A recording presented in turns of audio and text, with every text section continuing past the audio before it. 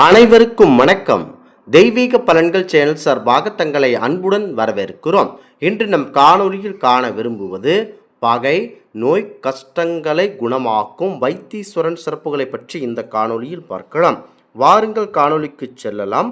மறக்காமல் ஒரு சப்ஸ்கிரைப் செய்யவும். மனித குலத்தில் வயது, வாழ்வு, உணவு பழக்க வழக்கத்திற்கேற்றபடி உடல் அமைப்பும் அதிகமாக இருக்கின்றன. அவ்வாறு இருக்கையில் நம்முடைய வளர்ச்சி மற்றும் நம்முடைய முயற்சிகள் எதிரிகளுக்கு அது ஒரு ஏற்றத்தாழ்வாக ஏற்பட்டு நம் மீது பகை கொள்கிறார்கள். அவர்கள் நம் மீது ஏதேனும் தீய சக்திகளை ஏவிவிடும் நோக்கத்திலும் இருப்பார்கள். ஏதேனும் வழியில் நம்மை பழிவாங்கவும் இருக்கிறார்கள்.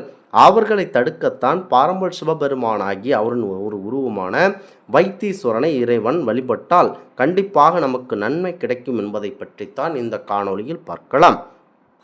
வைத்தியநாதனாக வைத்தீஸ்வரனாக இருந்து பூலோக மக்களுக்கு நன்மை அளித்து வருகிறார் பாரம்பரிய சிவபெருமான். சிவபெருமான் வைத்தியனாராக வீற்றிருக்கும் வினை தீர்க்கும் கோவில்தான் புல் இருக்கு வேலூர் எனும் வைத்தீஸ்வரன் கோவில். இறைவன் 4448 வியாதிகளையும் தீர்க்கும் திருவுள்ளம் கொண்டு அருள்பாலிக்கும் கோவிலாகும். இங்கு சென்று இவரை வழிபட்டால் நம்முடைய பகை, பிணி, கஷ்டங்கள் எதுவாக இருந்தாலும் உடனடியாக அதற்கு வைத்தியராகவே மாறும் வைத்தீஸ்வரன் இந்த கோவிலில் அருள்பாலிக்கிறார். இது என்னவென்றால், இறைவனும் அம்பாள் தையல் நாகி என்ற திருநாமத்துடன் கையில் தைல பாத்திரமும் வில்வ மரத்தடியில் மண்ணேந்தும் காட்சி தருகிறார். நோய், பகை நீக்கும் தலங்கள் என்றாலேயே அதன் உண்மையாகவும் முழு மனதாகவும் வரக்கூடியது இந்த வைத்தீஸ்வரன் தான். பெயரிலேயே எல்லாம் அடங்கி இருக்கிறது. இவ்வாள் பக்தர்களுக்கு ஒரு பாலி கிளினிக், அதாவது பக்தர்களுக்கு ஒரு அருமையான ஒரு இடமாகும். முக்கியமாக சிவபெருமானின் உட்பிரகாரத்தில் சுற்றி தென்புறம் கிழக்கு நோக்கியும் வலம்புரி விநாயகரும் வடம்புறம் சிவன் சக்தியின் செல்ல பிள்ளையாக அருணகிரிநாதர், குமரகுருபர் ஆகியோரின் பாடல் பெற்ற பெருமக்குரிய செல்வமுத்துக்குமரன் வள்ளி தெய்வ யானையுடன் நின்ற கோலத்தில் காட்சி தருகிறார். கார்த்திகை தோறும் இரவில் தங்கத்தேரில் முருகன் வலம் வரும் காட்சி கண்டு தரிக்கலாம். அவ்வளவு சிறப்புமிக்க இந்த கோவிலாகும். குழந்தை வரம் வேண்டுவோர் வைத்தீஸ்வரன் ஆலயத்திற்கு வந்து பாரம்போல் முருகப்பெருமானையும் வேண்டிக் கொள்ளலாம். அடுத்தடுத்த சன்னதியில் கஜலட்சுமியும் அஷ்டலட்சுமிகளும் வீற்றிருந்து அருள் பாலிக்கிறார்கள். இவர்கள் நம் குடும்பத்தில் செல்வ நிலையையும் மற்றும் கஷ்டங்கள் மற்றும் பீடை எதுவாக இருந்தாலும் ஒழித்து நமக்கு செல்வ வளத்தை அருள்கிறார்கள். முக்கியமாக அருகே தேவதைகளான துர்க்கை தேவியும் தென்புற நோக்கி அமர்ந்திருக்கும் தட்சிணாமூர்த்தியும் சன்னதி மேலே விமானத்தில் சீர்காழி சட்டைநாதர் திருக்காட்சியூர் எது உபூதி நிறைந்த ஜடாயு குண்டம் சிறப்புடன் விளங்குகிறது.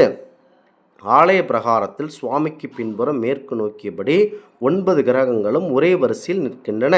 எங்கே இறைவன் அருளாசி உயர்ந்து கோள்கள் வலிமை குறைந்து இருக்கின்றனவோ அங்கேதான் நவகிரகங்கள் உப்படி ஒரே வரிசையில் இருக்குமாம். இந்த தலத்தில் வைத்தியநாதருடன் ஆணைக்கு கட்டுப்பட்டு கிரகங்கள் இருக்கின்றன. தென்கிழக்கு பகுதியில் வைத்தியநாதரை வழிபட்டு முக்தியடைந்த மருத்துவ சித்தரான தன்வந்திரி சன்னதி அமைந்துள்ளது. இந்த தலம்தால் நோய் நீங்கிவிடும் என்பது முக்கியமாகும். அதாவது முக்கியமாக நம்முடைய கஷ்டங்கள் குடும்பத்தில் ஏதேனும் இந்த ஆலயத்திற்கு வந்து முக்கியமாக தன்வந்திரியாகும். தன்வந்திரி சித்தர் என்பது பரம்பொருள் விஷ்ணு பெருமானுடைய மறு அவதாரமாகவே போற்றப்படுகிறது. இந்த ஆலயத்திற்கு வந்தால் அனைத்து தெய்வங்களுடன் அருள் பார்வை கெட்டு நமக்கு தோல்வி என்பதே அண்டாது என்பது இந்த கோவில் தத்துவம். நோய் நீங்க இந்த கோவில் வரும் பக்தர்கள் விபூதியும் திருச்சார்ந்தோடத்துடன் வழங்கப்படுகிறது. சுக்லபட்சத்தில் ஒரு நன்னாளில் அந்த சந்தன குளத்தில் மையத்தில் உள்ள மண்ணை எடுத்து புது பாத்திரத்தில் வைத்து விபூதி குண்டத்தில் உள்ள விபூதிகளையும் சித்தாமிர்த்த தீர்த்தத்தையும் கலந்து வில்வ இலை, வேப்ப இலை மற்றும் சந்தன காப்பினை குழப்பியும் சேர்த்து அரைத்து மாத்திரைகளாக தயார் செய்கின்றனர். இதனால் அம்பிகை திருவடியில் வந்து மந்திரம் சொல்லி உரியேற்றி நோய் பாதித்தவர்களுக்கு பக்தர்கள் கொடுக்கிறார்கள். இந்த திருக்கோவிலுக்கு வந்து மனமுருகி தையல் நாகியும் வைத்தியநாதனையும் வணங்கிவிட்டு இந்த மாத்திரைகள் நம்பிக்கையுடன் பெற்று செல்கின்றது. இது இன்னொரு சிறப்பாகும். முக்கியமாக இந்த ஆலயத்தில் அமைந்துள்ள ராஜகோபுரத்தை கடந்து சென்றாலேயே அனைத்து பறந்தும் கம்பீரமாக நிற்கும் வேப்பமரம் காட்சியளிக்கின்றன. இது நோய் தீர்க்கும் நான் இருக்கிறேன் என சொல்லாமல் சொல்லி தன்னுடைய மூலிகை காற்றை வருபவர்களுக்கெல்லாம் மாறி வழங்குகிறார்கள். மற்ற சிவத்தலங்களில் இல்லதர சிறப்பாக மருத்துவம் குணம் கொண்ட வேப்பமரம் இந்த ஆலயத்தில் தர விருட்சமாக தெரிகிறது.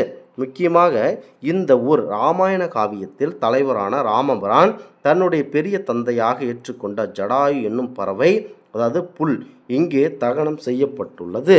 4 வகை வேதங்களில் முதன்மையானது ரிக் வேதம். இறைவனை வழிபட்ட தலம் இது.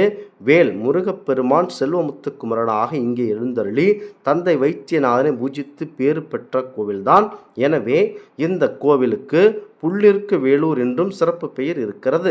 செவ்வாய் எனும் அங்காரகன் தனிச்சன்னதியில் இருந்து பக்தர்களின் தோஷம் நீக்குவதால் அங்காரகன் கஷேத்திரம் என்ற பெயரும் இந்த கோவிலுக்கு உண்டு. இந்த கோவில் தர்மபுர ஆதீனக்கர்த்தனின் கட்டுப்பாட்டில் கண்டிப்பாக இயங்குகிறது.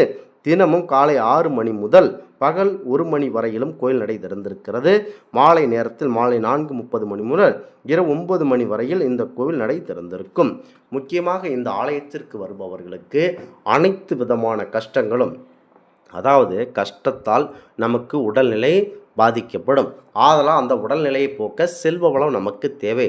ஆதலால் நமக்கு எந்த ஒரு கஷ்டங்களும் எந்த ஒரு நிதி பிரச்சனையாக இருந்தாலும் நம் மீது பகை கொண்டு நம்முடைய தொழிலை பாதிப்படைய செய்யும் எவர்களாக இருந்தாலும் அவர்களை நீங்கள் தண்டிக்காமல் நம்முடைய வைத்தீஸ்வரனானையும் தையல் நாயகி அம்மனையும் வழிபட்டு வாருங்கள். அங்கு வெற்றிவேல் இருக்கிறார், துர்க்கை அம்மன் இருக்கிறார், விஷ்ணு பகவான், தன்வந்திரி, அனைத்து விதமான கடவுள்களும், தட்சிணாமூர்த்தியாய் அனைத்து கடவுள்களும் வைத்தியநாதன் கோயில் இருக்கிறார்கள். வைத்தியநாதரை அணுகி உங்களுடைய நோய், அதாவது பகை, அதாவது ஏதேனும் ஒரு தொல்லை என்றால் அதன் நோய் என்பார்கள். அந்த நோயினை அவரிடம் ஒப்பிட்டால் முறையாக வைத்தியம் செய்து நமக்கு நன்மை அருள்வார் என்பது ஐதீகமாகும். இந்த ஆன்மீக தகவல் உங்களுக்கு பிடித்து இருந்தால் தெய்வீக பலன்கள் சேனலை கண்டிப்பாக சப்ஸ்கிரைப் செய்து கொள்ளவும். மீண்டும் ஒரு நல்லதொரு காணொளியில் உங்களை சந்திக்கிறோம். நன்றி, வணக்கம்.